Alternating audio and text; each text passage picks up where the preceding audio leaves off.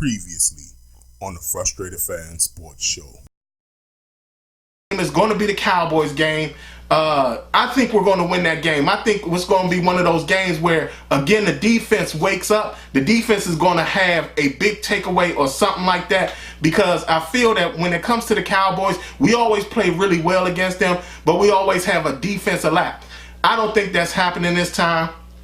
And I do feel that we're going to do far better than what we did against them prior seasons. But like I said, we will beat the Cowboys. In a world of pure imagination, take a look and you'll see into your imagination.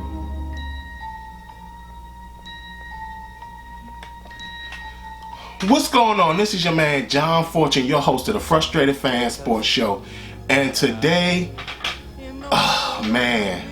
Willy Wonka lost us the game. Greg Minuski is just an awful defensive coordinator. I mean, it's amazing at how he took what was supposed to be the strength of our team and basically ruined it.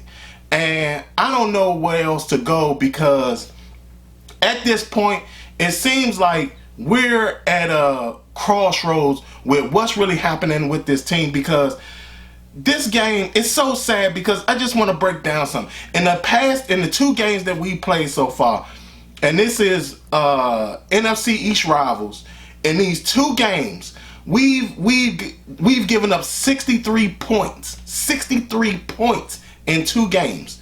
We've given up 816 yards and 8 touchdowns.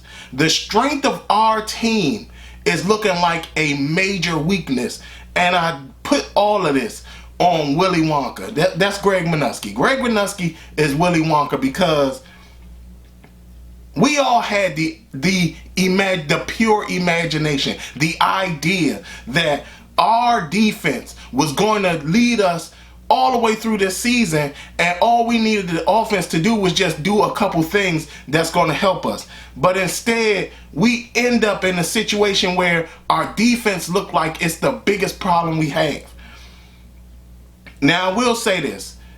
Jay Gruden didn't call an awful game, but what Pam Oliver said at the beginning of the telecast, where she said that Jay Gruden had made the point of saying that he kind of like really doesn't want Adrian Peterson to really kind of play and stuff like that, because of the fact that he's a north-south runner. And to me, I thought saying stuff like that to me is why a head coach like Jay Gruden needs to be fired, because Adrian Peterson alone is a threat on the field.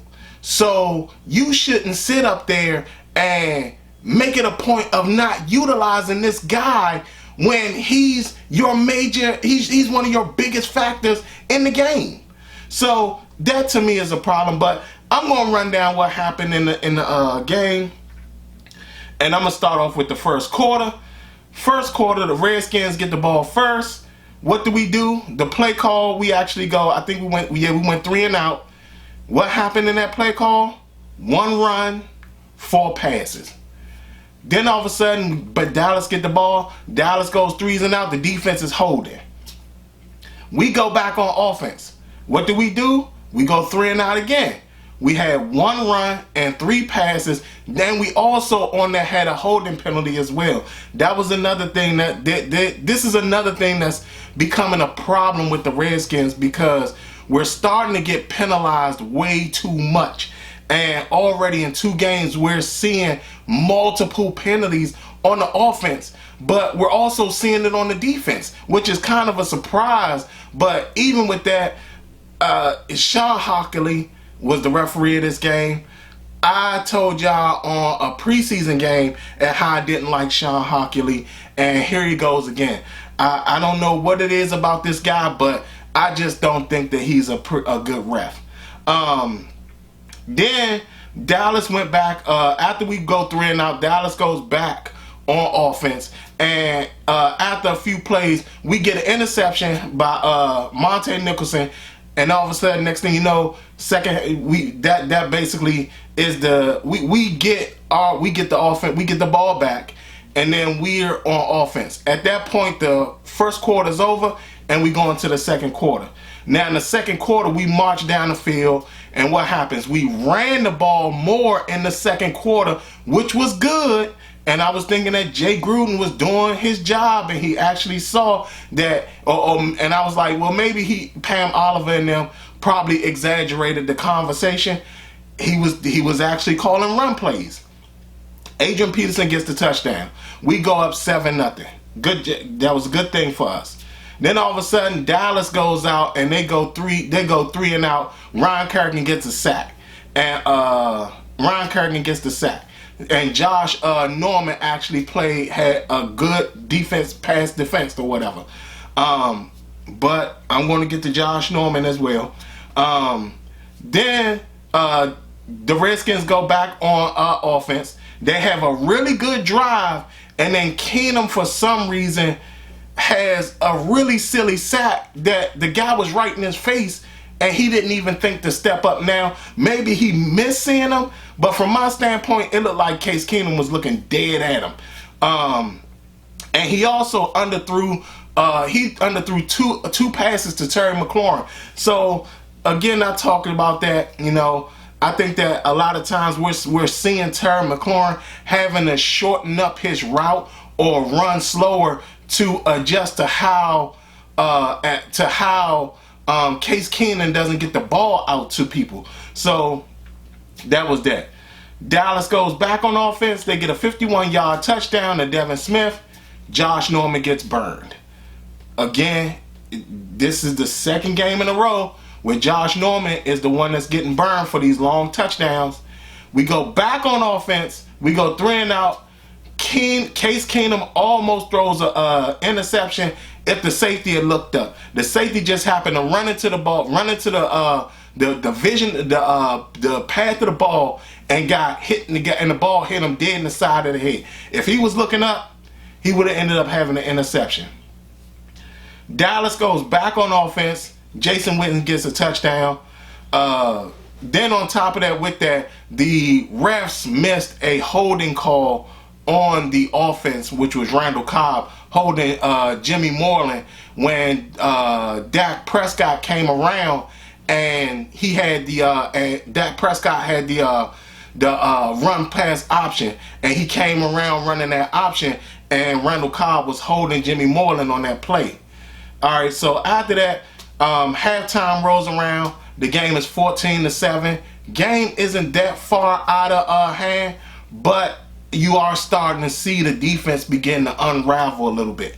We come out in the third quarter. Next thing you know, what happens? Dallas' first offensive play, they get a touchdown to Amari Cooper. It was a 75-yard drive with 5 minutes and something on the drive. Now, again, who gets burned on this play? Again, it's Josh Norman getting burned on this play. Josh Norman got burned a lot on this. Now, Michael Gallup, I don't understand why nobody felt the need to really defend this guy, because he just seems like he's doing a whole lot in a game, but at the same time, it's like, I mean, just follow him. Just have one of your corners, just follow him around. I mean, it didn't seem that hard to me, but who knows what was going on. From my standpoint of looking at the game, Michael Gallup just seemed to be open the whole time. So I don't know what that was about. Then the Redskins get on offense and they march down the field. They have a 70-yard touchdown. They have a 70-yard, I think it was like 10-play, 70-yard time on offense that ended with a Paul Richardson touchdown. They also in that drive, they also had a 4th down conversion, which was actually really good. So I have to give them credit for that. Then after that, they end up, so the third quarter's then over. Then we go back. 4th quarter starts. Dallas is already on offense. So Dallas goes down and kicks the field goal. At that point, the game is only 24-14. So I'm thinking that maybe the Redskins would do something about it.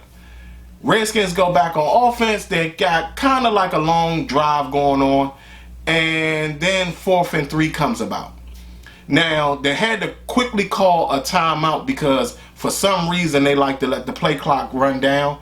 I don't know why, but it made absolutely no sense. Then 4th and 3, what happens? Case Keenum throws the ball. Guess where it goes? Out of bounds, because he kind of threw the ball behind Chris Thompson instead of throwing it to him. So guess what? We get a turnover on downs. After the turnover on downs, the Cowboys come out and they go 53 yards on their drive, and it took 5 minutes and something off the clock, and it ended with Ezekiel Elliott getting a touchdown. Then we come back on offense and we actually do something that started to look even better. They started to go with McLaurin. They just was throwing the ball to McLaurin, which again, here he is in his second week and he's still looking phenomenal in these games. So I told people when we drafted him that he reminded me so much of Pierre Garçon, and I think that it's starting to be shown even more at how good this guy really is. Again, the drive ended with a Terry McLaurin touchdown, 65-yard drive that lasted about over 2.5 minutes. So at that point, thought the game was going to be something a little bit more exciting, but at that same time, the game at that point had gotten out of hand. The Redskins end up losing 31-21. Now I'm going to go into my feelings about Greg Minuski. I told people even last year I felt Greg Minuski should have been fired last year because, again, this guy does not do a good job with calling defense. Here we are again in a game that we needed, and he calls some of the worst plays that I've ever seen a defensive coordinator call. Other than John Berry, who was very awful for us, Greg Minuski is just as bad. And to me, they have to fire this guy. And we actually have a guy on staff who can actually call probably a far better defense than Greg Minuski, and that's Jim Tom Sula. Now, I think that we should probably look at Jim Tom Sula possibly replacing Greg Minuski once we fire him. But currently at this point, Willy Wonka is just the worst thing to come to the Redskins, man. I mean, like I said, he's making our defense, which was supposed to be the strength of our team, look extremely awful. Now with Josh Norman, oh my God, man. Josh Norman, second game in a row, this guy has been burned again, and he's burned multiple times. He almost got burned on a Michael Gallup play as well, which would have resulted in a touchdown if Michael Gallup was able to adjust to the ball. So, I mean, I'm sorry to say this, but I told everybody last year he should have been one of our cap casualties because it just wasn't worth keeping him around. So, here we are, week 2. Willy Wonka set up here and he's calling awful plays. He doesn't do anything exotic. He doesn't do any blitzing. I mean, Dak Prescott needed to get blitzed a little bit to get him out of his comfort zone because he was clearly having a field day with the Redskins, which didn't make any sense. So I don't get why. It's almost like the definition of insane is to keep doing the same thing over and over again and expecting a different result. Why are we constantly doing the exact same thing over and over again? Why is Greg Minuski still here? You know, Jay Gruden, again, we see what Adrian Peterson can do in this offense. We see that he's a far better running back than what Jay Gruden wants to lead on with us. And the sad part about that is that we're dealing with a head coach who is so caught up in his own imagination and his own thoughts of what is going on in the game that he's not getting the fact that he's the reason the team is where they are or the team is losing at this point. So, to me, the bright spots of the game were the fact that, one, Terry McLaurin again is showing us why he's such a good player. I told people, even like I said, on draft day when he was drafted, I told everybody we got a really awesome receiver. The guy is an amazing player. To me, he reminds me so much of Pierre Garçon. And on top of that, I just feel that I know people don't want to hear it. Case Keenum had a fairly decent game. He did. He had 221 yards. He had 2 touchdowns. He was 26 of 37. So he only missed 9 passes. But his weakness is his arm strength.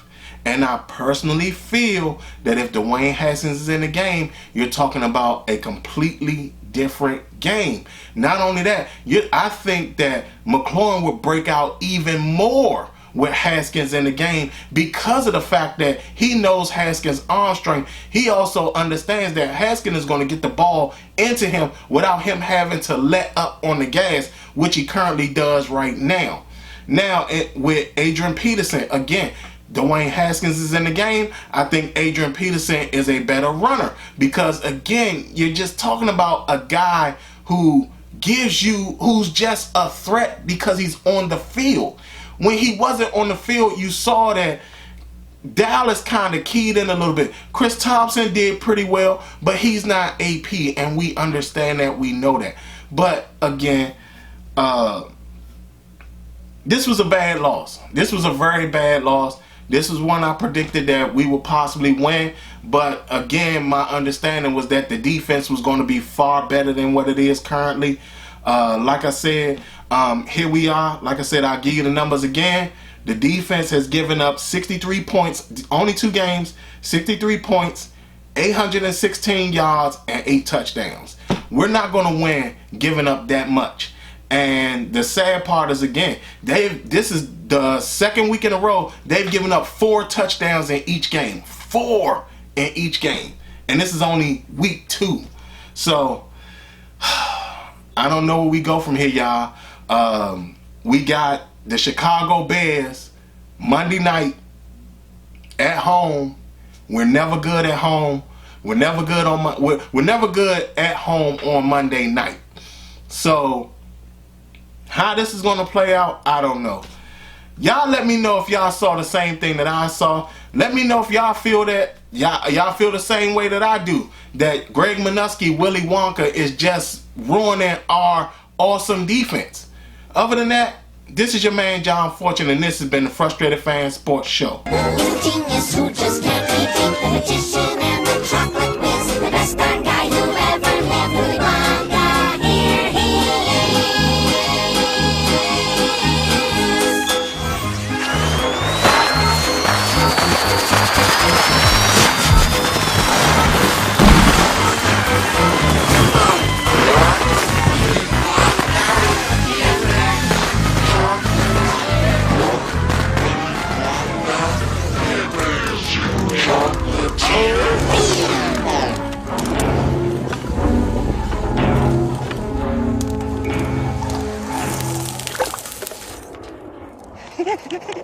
Wasn't that just magnificent? I was worried it was getting a little dodgy in the middle part, but then that finale, wow.